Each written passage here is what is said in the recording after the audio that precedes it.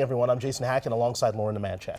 Michelle Beck's at the live desk right now tracking the latest in that developing situation, and we'll get to her in just a minute. But first, let's get a quick check of your weather with meteorologist John Ziegler.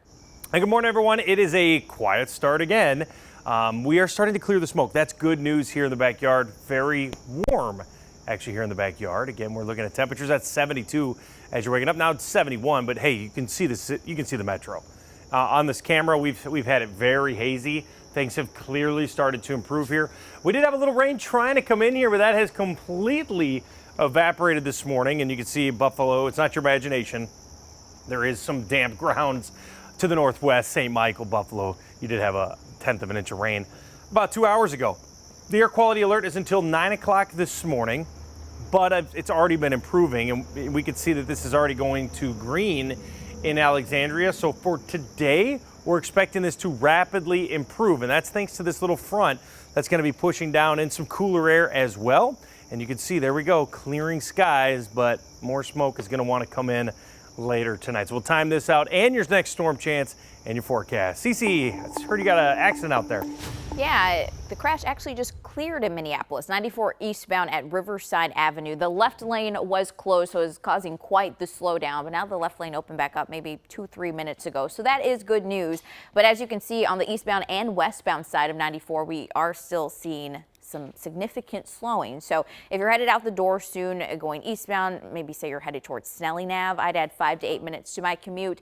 If you're heading westbound the other direction toward downtown, 10 to 15 minutes because that's a slower area right now. Other than that, that's the only crash that I'm seeing that's causing a major slowing right now, even at 6:02. So keep that in mind if you're traveling in between Minneapolis and St. Paul. Otherwise, no other crashes. Slowdowns are minimal, but there are some projects that start up in a few hours, so I'll be tackling those over the next hour. Jason. All right, we'll talk to you in a few minutes, Cece. Thank you very much. Let's turn back to that breaking news in Moorhead. Right now, the BCA is investigating a use of force incident that injured 2 people overnight. Officers say they were called to an apartment just before 9 p.m. Now, Moorhead's about 3 hours northwest of the Twin Cities, right across the border from Fargo. Michelle Beck's at the live desk this morning with brand new details from overnight. Well, hey, good morning, guys. Dispatch told me sergeants were still on scene when I called them around 3:30. State authorities at the BCA say they've been there for hours as well. They call this a use of force incident, which generally means officers used force. Now, it appears at least 2 of them are armed in this clip. It also looks like at least 1 child was involved. We've blurred out their face here as they were carried away by someone in a uniform. A Moorhead police sergeant on scene said around 9 p.m. officers were called to a, quote, active disturbance. The sergeant didn't detail what was so concerning about the apartment on 3rd Avenue North, but sometime during the investigation, he said 2 people were hurt. No officers, he added, were injured. Now, he didn't say whether anyone was in custody. A lot of unknowns here, putting one neighbor on high alert. We've only picked up a couple of things from what they are willing to tell us. From what we know, there is children being held hostage, I think with a gun, on the top floor of my apartment building. Now, guys, this right here is from a Facebook post. Police say to stay away from this area. We were also told to expect a press release, so we'll get you any new details as soon as we have them. Lauren. All right, thank you, Michelle. In 60 minutes, voters in Brooklyn Park will head to the polls for a primary election to fill Speaker Emerita Melissa Hortman's House seat. Yeah, narrowing down the candidates for the special election next month. Audrey Russo is live in Brooklyn Park with the details. Audrey. Yeah, Jason, Lauren, at 7 a.m. voters are going to start lining up at polling centers like this one. You can see that curbside voting sign just went up. They're going to be voting in a primary that no one expected to happen. 3 DFL candidates and 1 GOP candidate are all vying to represent House District 34B. On the DFL side, the candidates are current Brooklyn Park City Council member Christian Erickson, former Brooklyn Park City Councilor XP Lee, and Hennepin County Prosecutor Erickson Say. The sole GOP candidate is realtor and political newcomer Ruth Bittner. This race is colored by the death of Speaker Emerita Melissa Hortman, who was shot and killed in her home alongside her husband back in June. Many of the candidates' websites make mention of Hortman's legacy. The polls today are open until 8 p.m. and this primary feeds into a special election on September 16th. Now, this is a special election that could affect the balance of the power in the House. I'll have more on that coming up in about a half hour, but for now, I'll send things back to you. All right, Audrey, thank you. New overnight, I should say, we've learned another city in Minnesota is moving closer to opening cannabis dispensaries.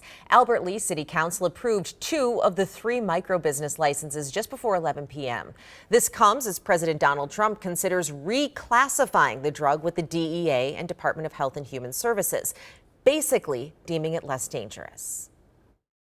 But we're looking at reclassification, and we'll make a determination over the next few weeks. And that determination hopefully will be the right one. It's a very complicated subject, the subject of marijuana. Marijuana has been at the highest level of danger scale in the U.S. for 55 years now, in the same category as heroin and cocaine. If it's classified down, it would be treated more like Tylenol with codeine, something a doctor can prescribe you from a pharmacy. Now, it would not make this fully legal federally, but it would make it easier to buy and sell. Right now, we are waiting to learn the identity of the man who died at a state park on the North Shore after jumping from a waterfall. The Lake County Sheriff says they were called to the High Falls at Tennagooch State Park just before noon yesterday. A 911 caller said the 54-year-old man jumped and didn't resurface. DNR officers found his body about 2 hours later. Officials are notifying his family. 6:06 now. This morning, the U.S. and China are pushing back today's self-imposed deadline to reach a trade deal. An executive order signed by President Trump last night keeps the U.S. rate for Chinese imports at 30%. Meanwhile, China confirms its duties on U.S. imports will stay at 10%. Those current tariff amounts will remain in place another 90 days as negotiations continue before the new deadline on November 10th. This morning, we're learning new details on the group behind the cyber attack in St. Paul. Officials confirm the group did demand a ransom, and when the city refused to pay, the group posted stolen data online. That group is called Interlock, and experts say they're known for using a double extortion technique. Mayor Melvin Carter says the group mostly took data from the Parks and Rec Department, including work documents, copies of IDs, and even recipes. While residents' personal info wasn't compromised, some city services are still shut down. The mayor isn't saying how much the ransom was, but says the investigation will be costly. Those costs are significantly less than it would cost us to not take those measures. And so that's why we choose this posture in an emergency situation. Thousands of city workers are required to now do in-person password resets and a device security check. In about 3 hours, the current air quality alert across Minnesota is set to expire. Now, you can see areas of the metro are still in the unhealthy for sensitive groups region, but things are improving. Now, this alert is just one of many we've had to deal with all summer.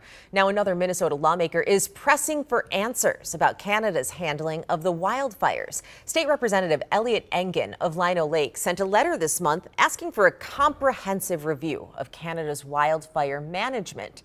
Engen and 3 other Republican lawmakers from Midwest states raised questions about how Canada is managing its forests. But forestry experts like Lee Freilich at the University of Minnesota say climate change is the largest driver of these fires. The way to fix it would have been to address climate change 30 years ago, but we failed to do that. And there actually is not a way to fix it at this point. I mean, we should still try to limit the amount of climate warming in the future. The lawmakers also asked the EPA to do air quality testing in Minnesota, and the EPA says it's reviewing that letter.